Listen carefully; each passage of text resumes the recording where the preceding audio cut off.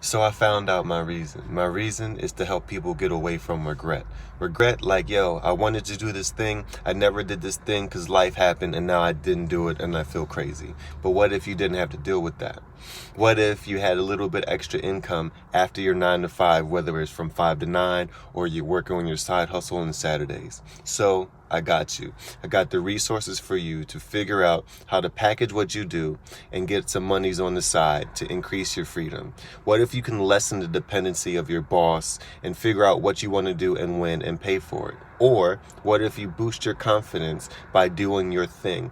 Or what if you simply solve problems from people based on what you can do, how you can give your own stylistic solution to their problem and get paid for it? I think it's a wonderful thing. That's what I want to help you do. That's really it. So check out Freedom from Your iPhone. This is E. Jordan Ill by way of Fire Your Designer, and hope we can get to this freedom together.